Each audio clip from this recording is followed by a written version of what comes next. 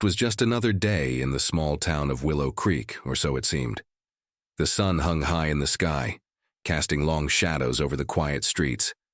But beneath the surface of this seemingly peaceful town, tension simmered, waiting for the right moment to boil over.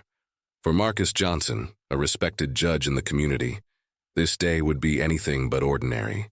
Little did he know, his morning jog would set off a chain of events that would expose the deep-seated prejudices lurking in the shadows of his town and force him to confront them in the most unexpected way.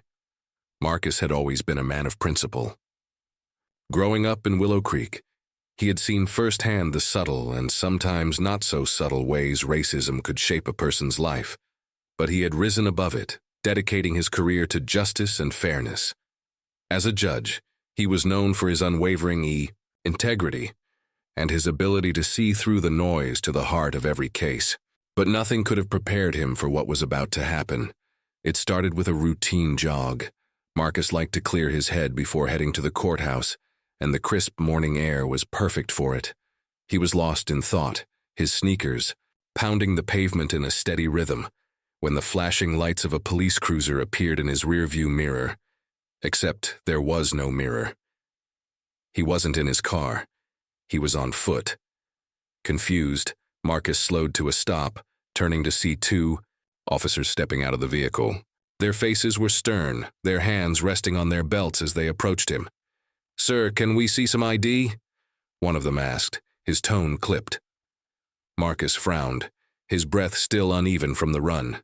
He reached for his pocket, but before he could even pull out his wallet, the other officer stepped closer, his hand now on his holster.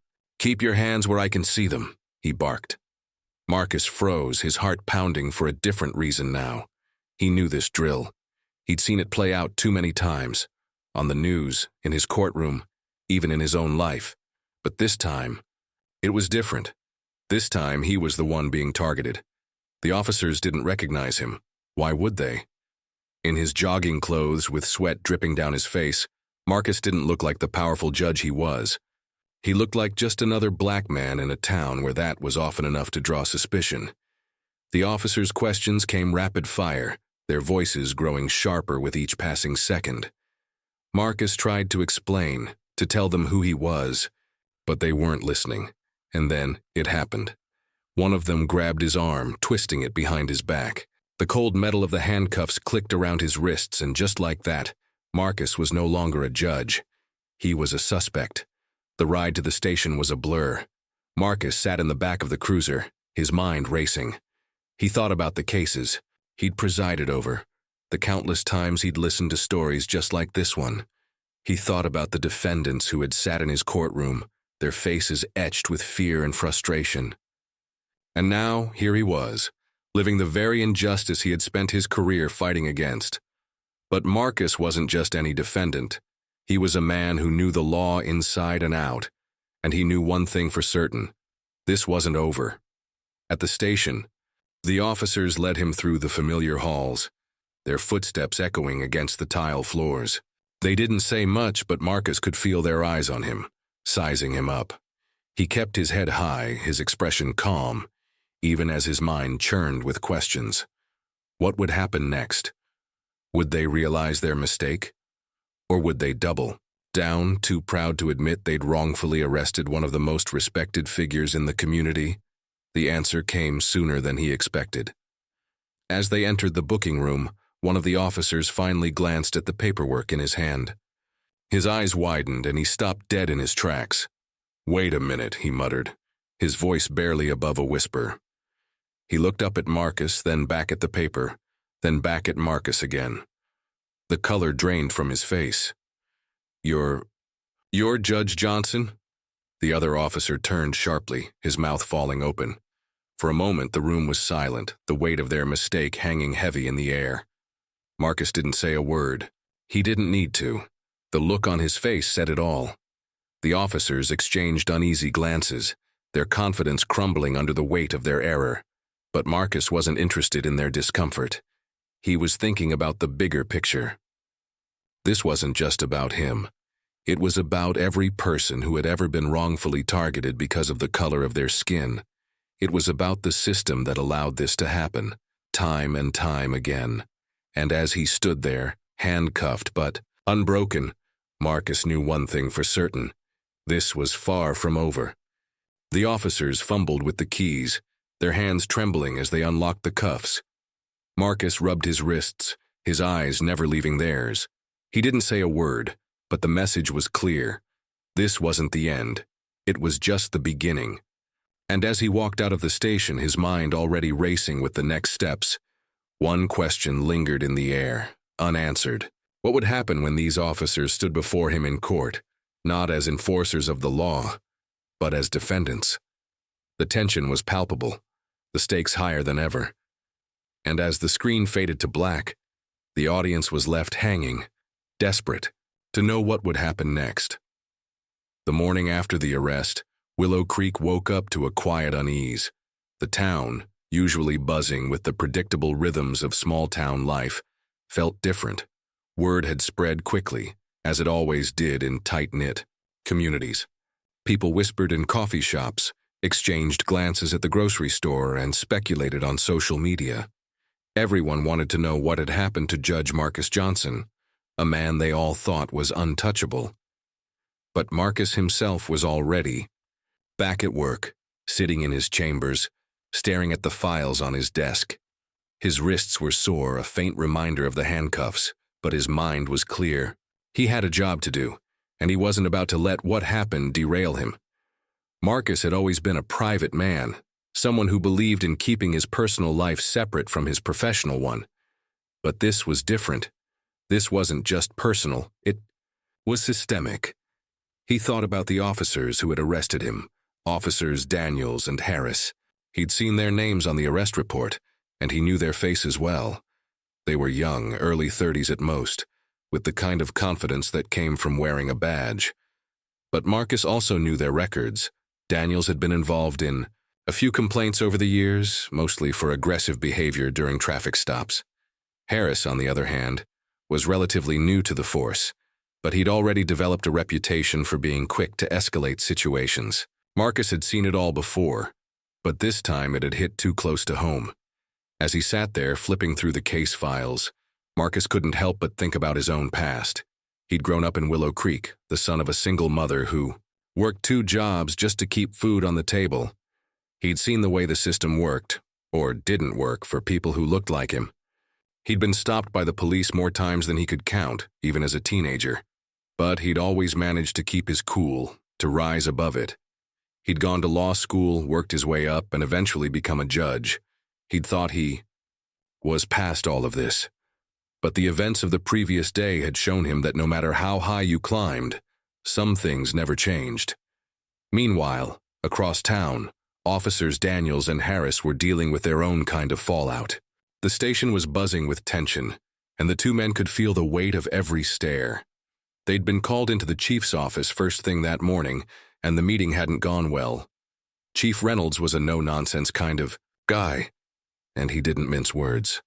"Do you have any idea what you've done?" he'd barked, slamming his hand on the desk. "You arrested a judge. A judge. Do you understand how bad this looks?" Daniels had tried to explain, to say that Marcus had matched the description of a suspect they were looking for, but the chief wasn't having it.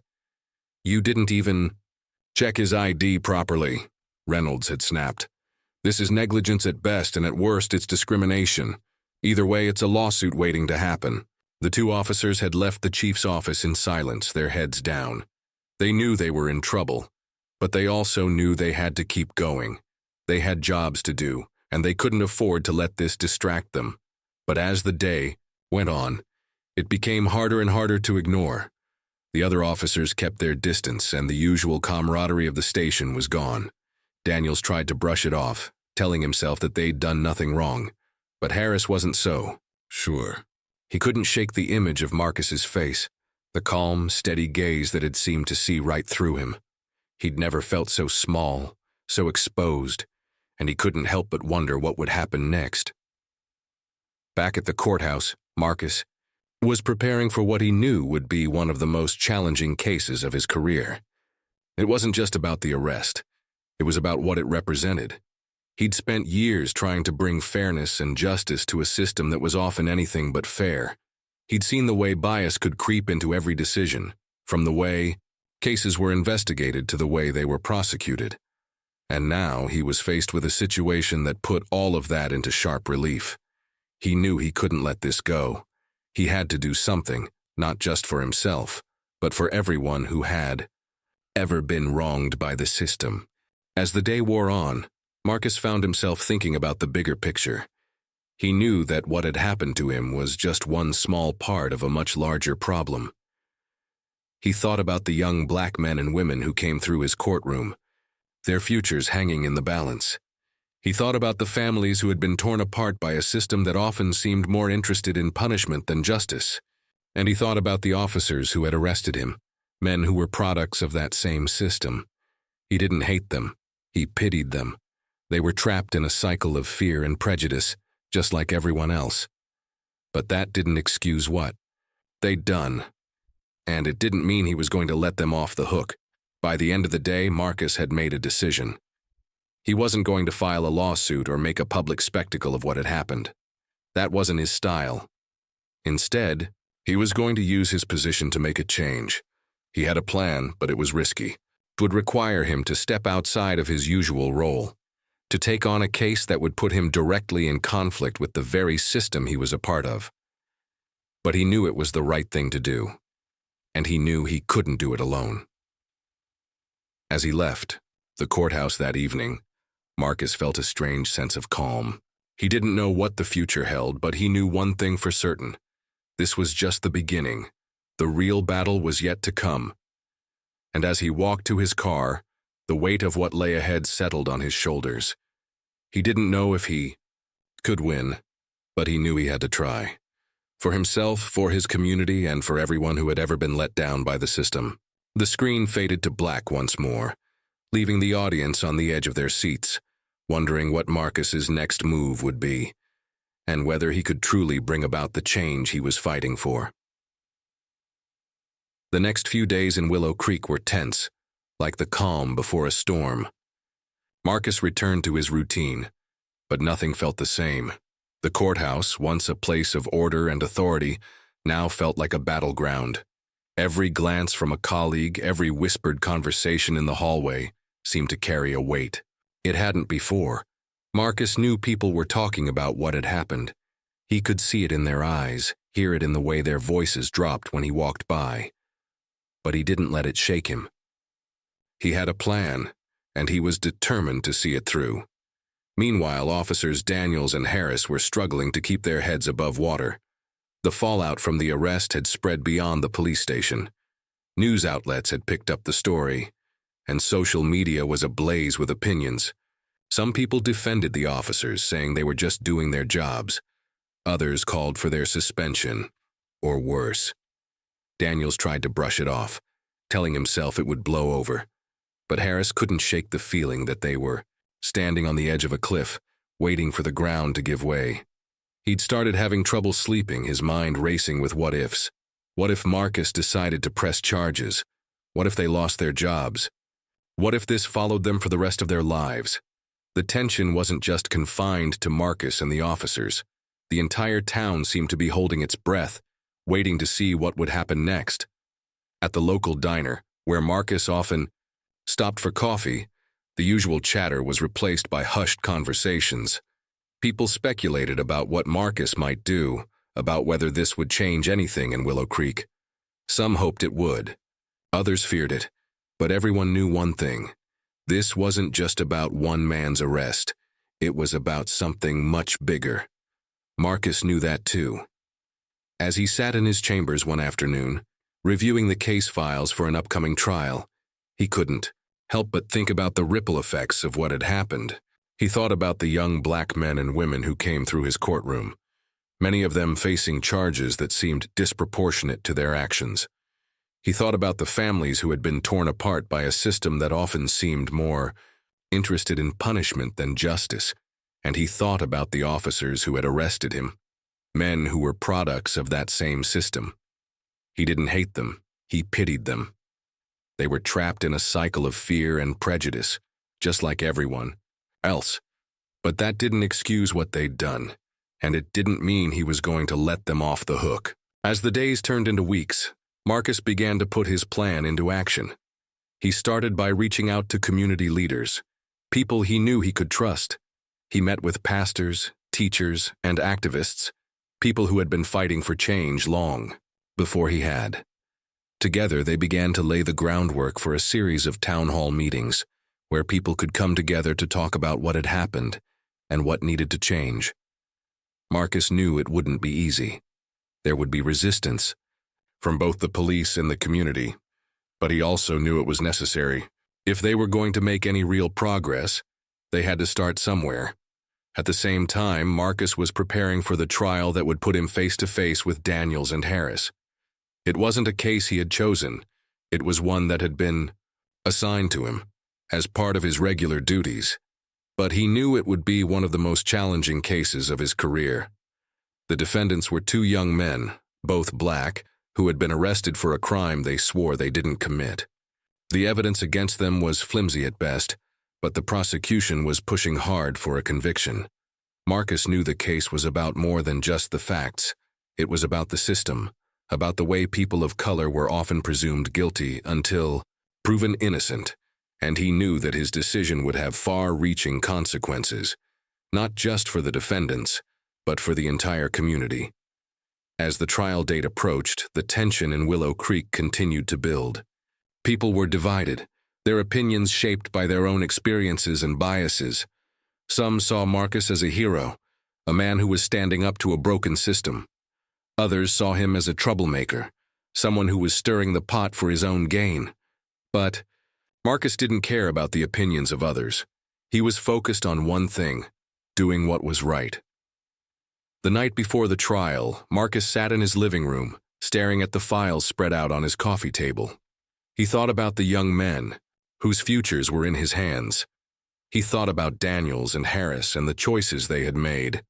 And he thought about himself, about the journey that had brought him to this moment. He knew the road ahead would be difficult, but he also knew he couldn't turn back. He had come too far to give up now.